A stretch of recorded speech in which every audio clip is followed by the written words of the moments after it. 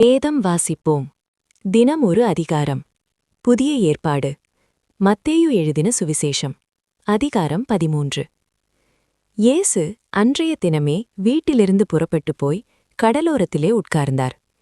திரளான ஜனங்கள் அவரிடத்தில் கூடி வந்தபடியால் அவர் படவிலேறி உட்கார்ந்தார். ஜனங்கள் எல்லாரும் கரையிலே நின்றார்கள். அவர் அநேக விசேஷங்களை உவமைகளாக அவர்களுக்கு சொன்னார். கேளுங்கள். விதைக்கிறவன் ஒருவன் விதைக்கப் புறப்பட்டான். அவன் விதைக்கையில் சில விதை வழியருகே விழுந்தது. பறவைகள் வந்து அதை பட்சித்து போட்டது. சில விதை அதிக மண்ணில்லாத கற்பாறை இடங்களில் விழுந்தது. மண் ஆழமாயிராததினாலே அது சீக்கிரமாய் முளைத்தது. வெயில் ஏறின போதோ தீந்து போய் வேறில்லாமையால் உலர்ந்து போயிற்று.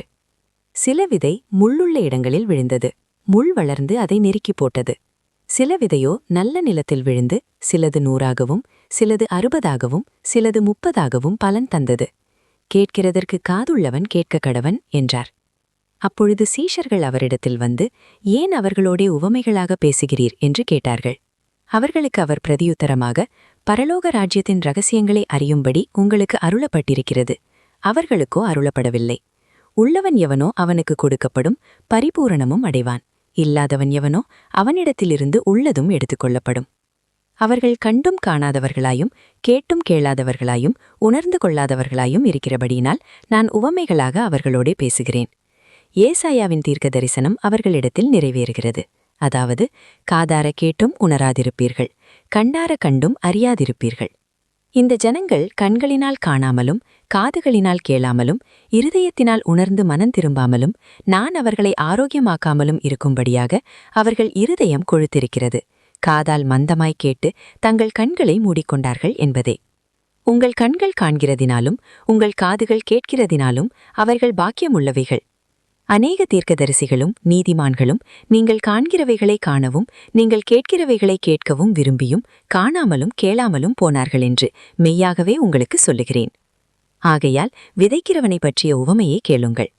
ஒருவன் ராஜ்யத்தின் வசனத்தை கேட்டும் உணராதிருக்கும்போது பொல்லாங்கன் வந்து அவன் இருதயத்தில் விதைக்கப்பட்டதை பறித்துக் கொள்ளுகிறான். அவனே வழியருகே விதைக்கப்பட்டவன். கற்பாறை இடங்களில் விதைக்கப்பட்டவன் வசனத்தை கேட்டு உடனே அதை சந்தோஷத்தோடு ஏற்றுக்கொள்ளுகிறவன். ஆகிலும் தனக்குள்ளே வேறில்லாதவனாய் கொஞ்ச காலம் மாத்திரம் நிலைத்திருப்பான். வசனத்து நிமித்தம் உபத்திரவமும் துன்பமும் உண்டான உடனே இடரலடைவான். முள்ளுள்ள இடங்களில் விதைக்கப்பட்டவன் வசனத்தை கேட்கிறவனாயிருந்தும் உலக கவலையும் ஐஸ்வர்யத்தின் மயக்கமும் வசனத்தை நெருக்கி போடுகிறதினால் அவனும் பலனற்று போவான். நல்ல நிலத்தில் விதைக்கப்பட்டவனோ வசனத்தை கேட்கிறவனும் உணருகிறவனுமாயிருந்து 100ஆகவும் 60ஆகவும் 30ஆகவும் பலன் தருவான் என்றார். வேறொரு உவமையை அவர்களுக்கு சொன்னார். பரலோக ராஜ்யம் நல்ல நிலத்தில் விதைக்கப்பட்ட நல்ல விதையை விதைத்த மனுஷனுக்கு ஒப்பாயிருக்கிறது. மனுஷர் நிதிரை பண்ணுகையில் அவனுடைய சத்ரு வந்து கோதுமைக்குள் களைகளை விதைத்துவிட்டு போனான். பயிரானது வளர்ந்து கதிர் விட்டபோது களைகளும் காணப்பட்டது. வீட்டெஜமானுடைய வேலைக்காரர் அவனிடத்தில் வந்து, ஆண்டவனே, நீர் உமது நிலத்தில் நல்ல விதையை விதைத்தீரல்லவா, பின்னே அதில் களைகள் எப்படி உண்டானது என்றார்கள். அதற்கு அவன், சத்ரு அதை செய்தான் என்றான். அப்பொழுது வேலைக்காரர், நாங்கள் போய் அவைகளை பிடுங்கி போட உமக்கு சித்தமா என்று கேட்டார்கள். அதற்கு அவன், வேண்டாம், களைகளை பிடுங்கும்போது நீங்கள் கோதுமையையும் கூட வேரோடே பிடுங்காதபடிக்கு இரண்டையும் அறுப்பு மட்டும் வளர விடுங்கள். அறுப்பு காலத்தில் நான் அறுக்கிறவர்களை நோக்கி, முதலாவது களைகளை பிடுங்கி அவைகளை சுட்டெரிக்கிறதற்கு கட்டுகளாக கட்டுங்கள், கோதுமையையோ என் களஞ்சியத்தில் சேர்த்து வையுங்கள் என்பேன் என்று சொன்னார் என்றார். வேறொரு உவமையை அவர்களுக்குச் சொன்னார். பரலோக ராஜ்யம் கடுகு விதைக்கு ஒப்பாயிருக்கிறது. அதை ஒரு மனுஷன் எடுத்து தன் நிலத்தில் விதைத்தான். அது சகல விதைகளிலும் சிறிதாயிருந்தும் வளரும்போது சகல பூண்டுகளிலும் பெரிதாகி ஆகாயத்து பறவைகள் அதன் கிளைகளில் வந்து அடையத்தக்க மரமாகும் என்றார். வேறொரு உவமையை அவர்களுக்குச் சொன்னார். பரலோக ராஜ்யம் புளித்த மாவுக்கு ஒப்பாயிருக்கிறது. அதை ஒரு ஸ்திரீ எடுத்து முழுவதும் புளிக்கும் வரைக்கும் 3 படி மாவிலே அடக்கி வைத்தாள் என்றார்.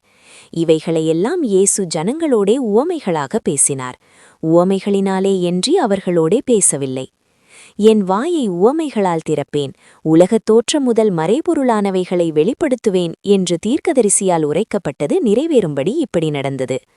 அப்பொழுது இயேசு ஜனங்களை அனுப்பிவிட்டு வீட்டுக்குப் போனார். அவருடைய சீஷர்கள் அவரிடத்தில் வந்து, நிலத்தின் களைகளைப் பற்றிய உவமையை எங்களுக்கு வெளிப்படுத்த வேண்டும் என்று கேட்டார்கள். அவர் பிரதியுத்தரமாக, நல்ல விதையை விதைக்கிறவன் மனுஷகுமாரன். நிலம் உலகம். நல்ல விதை ராஜ்யத்தின் புத்திரர், களைகள் பொல்லாங்கனுடைய புத்திரர்.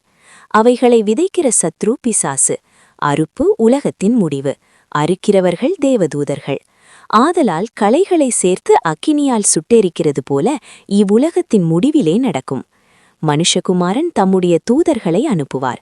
அவர்கள் அவருடைய ராஜ்யத்தில் இருக்கிற சகல இடரல்களையும் அக்கிரமம் செய்கிறவர்களையும் சேர்த்து அவர்களை அக்கினி சூளையிலே போடுவார்கள். அங்கே அழுகையும் பற்கடிப்பும் உண்டாயிருக்கும். அப்பொழுது நீதிமான்கள் தங்கள் பிதாவின் ராஜ்யத்திலே சூரியனைப் போல பிரகாசிப்பார்கள்.